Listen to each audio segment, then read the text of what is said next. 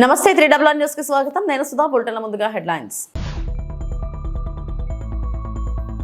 స్వర్ణాంధ్ర స్వచ్ఛాంధ్ర కార్యక్రమంలో భాగంగా ముఖ్యమంత్రి నారా చంద్రబాబు నాయుడు తణుకులోని ఎన్టీఆర్ పార్క్ లో పారిశుద్ధ కార్మికులతో కలిసి చెత్త ఊడ్చారు. Gudivada municipal employees cooperative credit సొసైటీలో భారీ కుంభకోణం.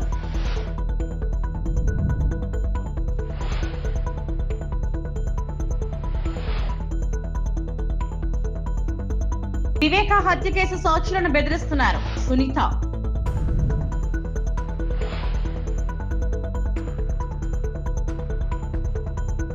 రాష్ట్ర వ్యాప్తంగా ఈ రోజు జరుగుతున్న స్వర్ణాంధ్ర స్వచ్ఛాంధ్ర కార్యక్రమంలో భాగంగా ముఖ్యమంత్రి నారా చంద్రబాబు నాయుడు తణుకులోని ఎన్టీఆర్ పార్క్ లో పారిశుద్ధ కార్మికులతో కలిసి చెత్త ఊడ్చారు. అనంతరం కార్మికులతో ముఖాముఖి కార్యక్రమంలో పాల్గొని వారి సమస్యలు బాగోగులు అడిగి తెలుసుకున్నారు.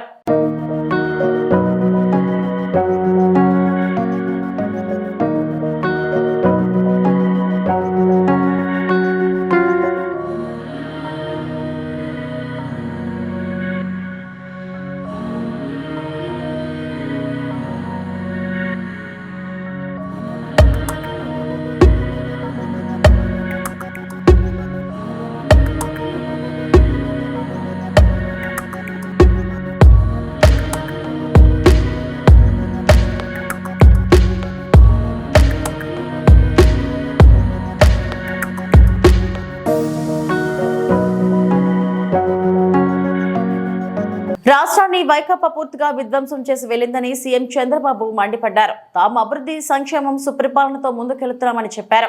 పశ్చిమ గోదావరి జిల్లా తణుకులో చంద్రబాబు పర్యటించారు. ఈ సందర్భంగా ఏర్పాటు చేసిన స్వర్ణాంధ్ర స్వచ్ఛాంధ్ర కార్యక్రమంలో ఆయన ప్రసంగించారు. గత ప్రభుత్వంలో ముఖ్యమంత్రి ఎప్పుడైనా ప్రజల్లో తిరిగారా? ప్రజల్లోకి వస్తే పరదాలు కట్టుకుని వచ్చేవారు. విమానంలో వస్తే చెట్లను నరుక్కుంటూ వచ్చేవాళ్ళు. ప్రజల సమస్యలు వినేందుకు కనీసం మాట్లాడనిచ్చేవారు కాదు. మాది ప్రజా ప్రభుత్వం. ప్రజల సమస్యలు వినేందుకు వచ్చాం. పరిపాలనలో సంస్కరణలు తేవాలన్నదే మా ఏకైక లక్ష్యం. గత ప్రభుత్వం 10 లక్షల కోట్ల అప్పు మనకు మిగిల్చి వెళ్ళింది. అప్పు తీర్చడంతో పాటు వడ్డీ కూడా కట్టాల్సి వస్తుంది. గత సీఎం కనీసం మురికి కాలువల్లో పూడిక కూడా తీయించలేదు. జగన్ 45 లక్షల మెట్రిక్ టన్నుల చెత్తను వారసత్వంగా ఇచ్చారు. స్వచ్ఛాంధ్ర కోసం ప్రతి ఒక్కరూ కంకణం కట్టుకోవాలి. పరిసర ప్రాంతాలని పరిశుభ్రంగా ఉంచుకోవాలని సీఎం చంద్రబాబు పిలుపునిచ్చారు.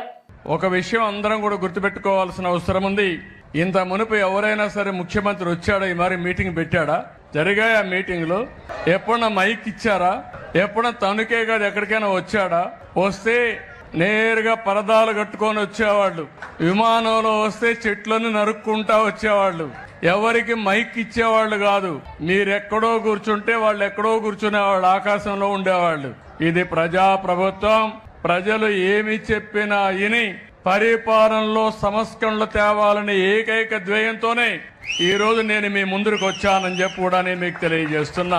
నేను ప్రతి నెల 3వ శనివారం స్వచ్ఛ ఆంధ్రప్రదేశ్ పెట్టాను. ఈ రోజు మీరు చూస్తున్నారు నా పక్కన కూర్చునింది ఎవరైతే మున్సిపల్ కార్మికులు పక్కన కూర్చుని పెట్టానంటే వాళ్లకు నేను గౌరవిస్తున్నా. మన ఆరోగ్యాన్ని కాపాడే వ్యక్తులు ఎవరంటే ఇక్కడ కూర్చున్న వ్యక్తులు. ఒకప్పుడు వాళ్ళ పట్ల చాలా చులకనగా చూసేవాళ్ళం. ఈ రోజు మన అందరిలో కూడా గౌరవం పెరిగింది. మన ఆరోగ్యాన్ని కాపాడుతున్నారు, మన కోసం పనిచేస్తున్నారు. ఎవరు చెయ్యని పని వాళ్ళు చేస్తున్నారు. అలాంటి వాళ్ళని మానవతా దృక్పథంతో చూడడమే కాకుండా సమాజం గౌరవించాల్సిన అవసరం ఉంది. ఈ విషయం మీరు గుర్తుపెట్టుకోవాల్సిన అవసరం ఉంది.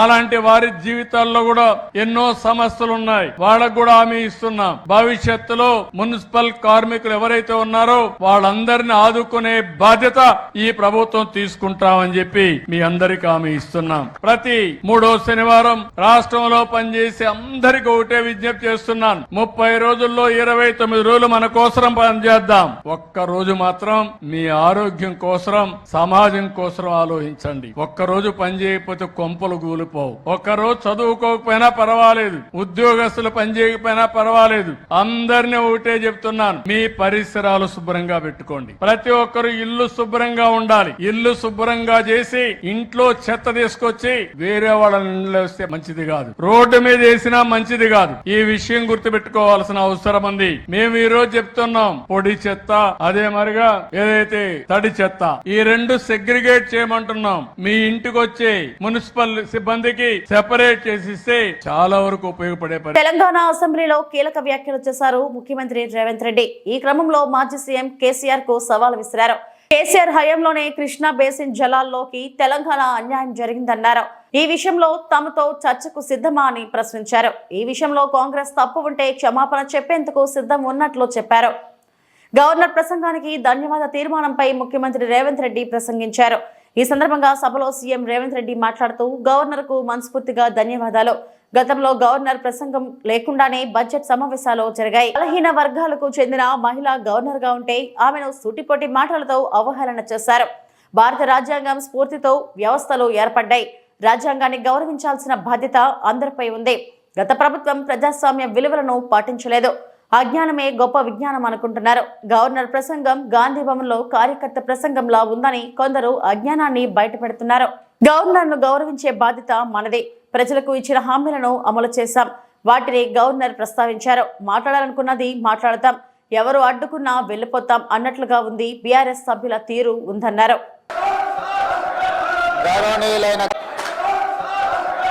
గౌరవనీయులైన గవర్నర్ గారి ప్రసంగానికి ధన్యవాద తీర్మానాన్ని ప్రవేశపెట్టిన తెలంగాణ శాసనసభ విప్ ఆది శ్రీనివాస్ గారు ప్రతిపాదించగా వేముల వీరేశం గారు మద్దతుగా ప్రసంగించారు. బీఆర్ఎస్ పార్టీ నుంచి శాసనసభ్యులు జగదీశ్వర్ రెడ్డి గారు, భారతీయ జనతా పార్టీ సభాపక్ష నాయకుడు ఏలేటి మహేశ్వర్ రెడ్డి గారు, ఎంఐఎం పార్టీ సభాపక్ష నాయకులు అక్బరుద్దీన్ ఓవైసీ గారు, సిపిఐ పార్టీ నుంచి పెద్దలు కూనంనేని సాంశివరావు గారు, కాంగ్రెస్ పార్టీ పక్షాన మదన్ మోహన్ రావు గారు, రామచంద్ర నాయక్ గారు, టిఆర్ఎస్ నుంచి పల్లా రాజేశ్వర రెడ్డి గారు గవర్నర్ గారి ధన్యవాదాలు తెలిపే చర్చలో పాల్గొని వారి అభిప్రాయాలు తెలియజేయడం జరిగింది. అధ్యక్ష, ఈ చర్చలో పాల్గొన్న వారందరికీ హృదయపూర్వకంగా నా అభినందన తెలియజేస్తున్నా. అధ్యక్ష, భారత రాజ్యాంగం మనకు అందించిన స్ఫూర్తి, ఆదర్శాలు, ప్రజాస్వామ్య సాంప్రదాయాలకు కట్టుబడి కాంగ్రెస్ పార్టీ ఈ శాసనసభ సమావేశాలను నిర్వహిస్తున్నది.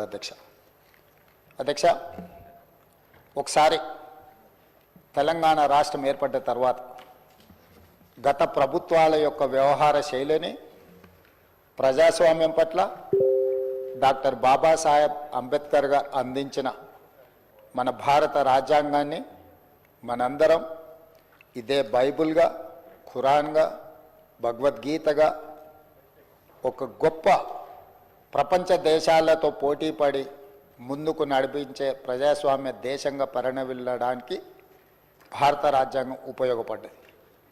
ఈ భారత రాజ్యాంగ స్ఫూర్తితోనే మన వ్యవస్థలన్నీ కూడా ఏర్పడ్డాయి. అలాంటి వ్యవస్థల్ని గౌరవించాల్సిన బాధ్యత ప్రజల చేత ఎన్నుకోబడ్డ ప్రజాప్రతినిధులది, ప్రభుత్వాలది.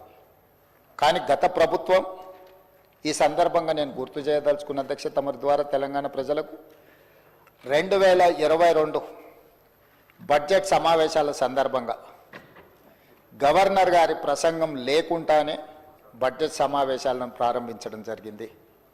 అదేవిధంగా 2023 బడ్జెట్ సమావేశాల సందర్భంగా గవర్నర్ గారి ప్రసంగం లేకుండానే సమావేశాలను నిర్వహించాలని ఆలోచన చేస్తే ఆ రోజు కోర్టు కొంత కఠినంగా సూచన చేయడంతో విధిలేని పరిస్థితిలో గవర్నర్ గారి ప్రసంగాన్ని ఈ ఉభయ సభలను ఉద్దేశించి ప్రసంగించడానికి గత ప్రభుత్వం అనుమతి ఇచ్చింది.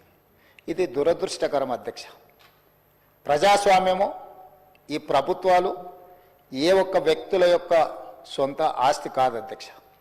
ఇది మన పెద్దలు, మన పూర్వీకులు మనకు వారసత్వ సంపదగా ఇచ్చి ఈ సాంప్రదాయాలను ఇంకా బలపరిచి బలోపేతం చేసి ప్రజాస్వామ్యం వేళ్ళునుకునే విధంగా ముందుకు తీసుకెళ్లాలని ఎంతో విశ్వాసంతో ప్రజలు మనకి అవకాశం ఇచ్చారు. కానీ ఒక మహిళ, ముఖ్యంగా బలహీన వర్గాలకు సంబంధించిన మహిళ ఈ రాష్ట్ర గవర్నర్గా ఉంటే ఆ మహిళను ఎన్నోసార్లు గవర్నర్ హోదాను వ్యక్తిగా మహిళను అగౌరవపరిచి కించపరిచే విధంగా మాటలు, సూటిపోటి మాటలతో ఆనాటి గవర్నర్ గారిని గత ప్రభుత్వం అవహేళన చేసింది. కానీ మా ప్రభుత్వం వ్యక్తిగతంగా ఈ వ్యవస్థల యొక్క విలువలని తగ్గించడానికి మేము ప్రయత్నం చేయదలుచుకోలేదు అధ్యక్ష.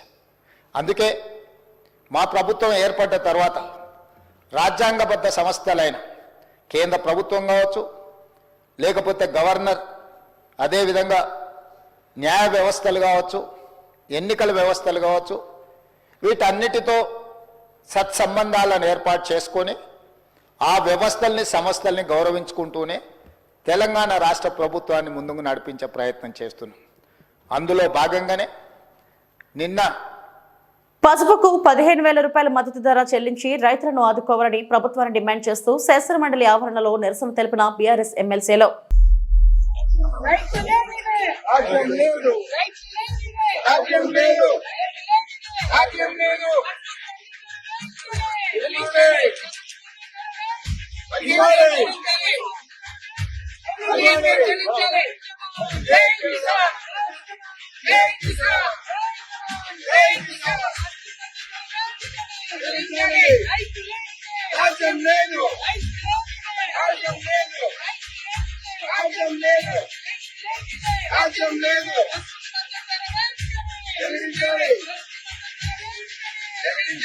కృష్ణా జిల్లా Gudivada municipal employees cooperative credit సొసైటీలో భారీ కుంభకోణం జరిగింది.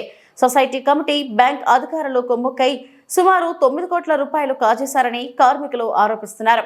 ఈ కుంభకోణంపై గుడివాడ ఎమ్మెల్యే వెనుగండ్ల రామును మున్సిపల్ కార్మికులు కలిసి ఫిర్యాదు చేశారు. 20 ఏళ్ల క్రితం చనిపోయిన కార్మికుడి పేరుతో 10 లక్షల రుణం తీసుకున్నారని కార్మికులు చెబుతున్నారు. 93 మంది సభ్యులతో నడుస్తున్న కోఆపరేటివ్ సొసైటీ కార్మికుల సంతకాలు ఫోర్జరీ చేసి ఒక్కొక్కరిపై సుమారు 10 లక్షల రుణం తీసుకుని కాచేశారని ఆవేదన వ్యక్తం చెందుతున్నారు. వైసీపీ నేతల అండతోనే సొసైటీ అధ్యక్షురాలు లక్ష్మి అవినీతికి పాల్పడినట్లు ఆరోపించారు. ఈ అవకతవకలను మంత్రి లోకేష్ దృష్టికి తీసుకెళ్లి సిఐడి విచారణ కోరుతామని ఎమ్మెల్యే రాము తెలిపారు. కోఆపరేటివ్ సొసైటీలో అతి పెద్ద స్కామ్ జరిగినట్టుగా కనపడతా ఉంది. ఆల్మోస్ట్ 8,75,00,000 దాకా స్కామ్ అమౌంట్ కనపడతా ఉంది. చాలా దుర్మార్గంగా ఎంప్లాయీస్ కూడా తెలియకుండా వాళ్ళ పేరు మీద ఎంత లోన్ వస్తుందో అంత లోన్ తీసేసుకుని లాస్ట్ మంత్ నుంచి వీళ్ళకి డిమాండ్ నోటీసులు వస్తుంటే వాళ్ళకి అర్థం కాక ఇన్ని రోజులు కూర్చుని ఉన్నాయి. వాళ్ళ సంతకాలు కూడా తీసుకోలేదు. చనిపోయిన వ్యక్తుల పేరు మీద కూడా లోన్ ఇక్కడ తీసుకుంటాం అనేది చాలా దుర్మార్గమైన విషయం. డైరెక్ట్ గా చెప్తా ఉన్నారు. దీనిలో వైసీపీ వాళ్ళు కూడా చాలా మంది ఇన్వాల్వ్ అయి ఉన్నారు. 2022లో అతి పెద్ద స్కామ్ జరిగింది. దీన్ని మొత్తం బయటకు తీయాల్సిందే. దీని మీద రేపు ఎల్లుండి లోకేష్ గారిని కలిసి కూడా సిఐడి ఎంక్వైరీ కూడా చేయించాలని చెప్పేసి కోరుతా ఉన్నాం. ఇన్ని కోట్లు స్కామ్ జరిగింది అనేది కూడా మాకు ఎంతవరకు తెలియదు. మాకు మొన్న 2వ నెలలో శాలరీలో పడినప్పుడు 26 మంది శాలరీ ముందుకు వెళ్ళినందుకు ఈ స్కామ్ అనేది బయటపడింది. లేకపోతే ఇప్పటికీ బయటపడేది కాదు. అసలు చనిపోయిన వాళ్ళ పేర్ల మీద స్కాము 10 లక్షల స్కామ్, నా పేరు మీద 10 లక్షలు, నాయకులు బ్యాంక్ బోర్డు ప్రెసిడెంట్ కానీ నెంబర్లు కానీ ఎవరైనా సరే వాళ్ళు కాంప్రమైజ్ చేసేసుకుని మా మీద ఆ సొమ్మునట్టు బ్యాంక్ మేనేజర్ గారు కట్టేశారు.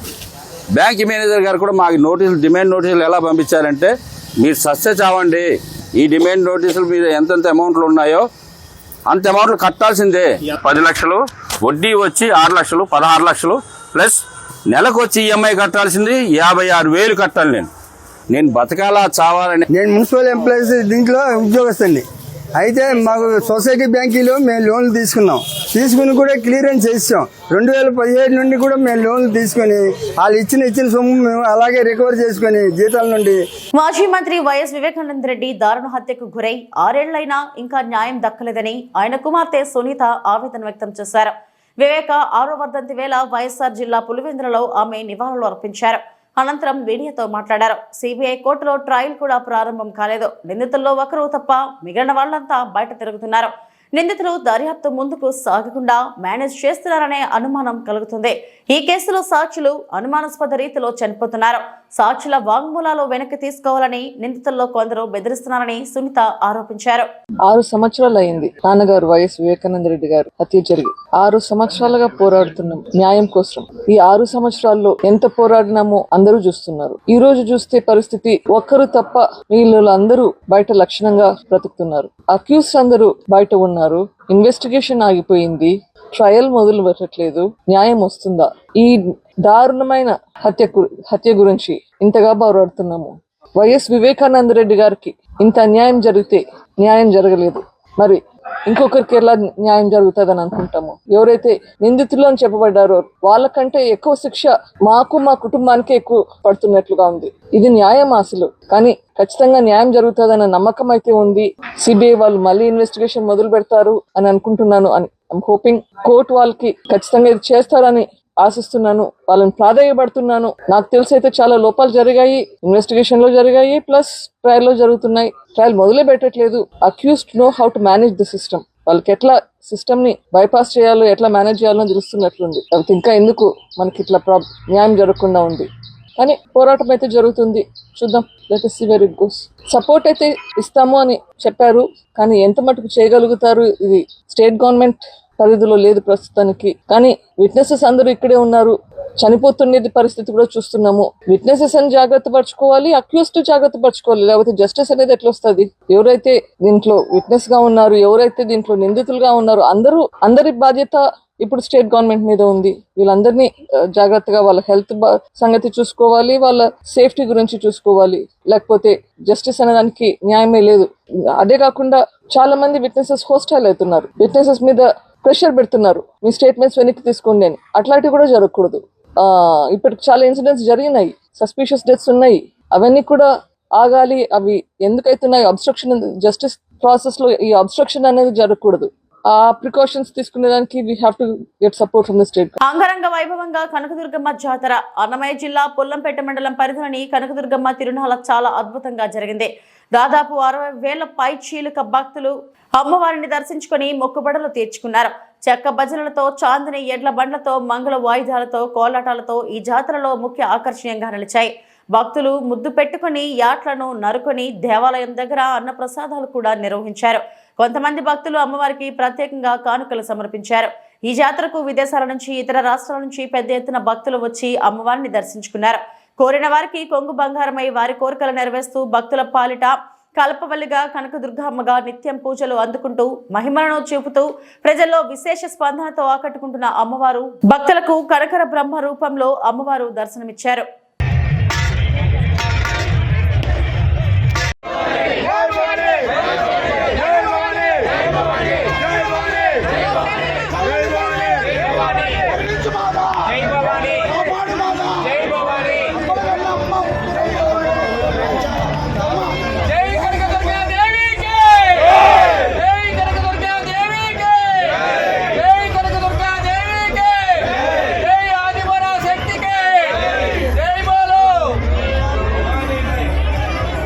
కొంచెం లాంగ్ వచ్చింది. జై కనకదుర్గమ్మ, జై కనకదుర్గమ్మకి, జై కనకదుర్గమ్మకి. జై భవాని, జై భవాని, జై భవాని, జై భవాని, జై భవాని.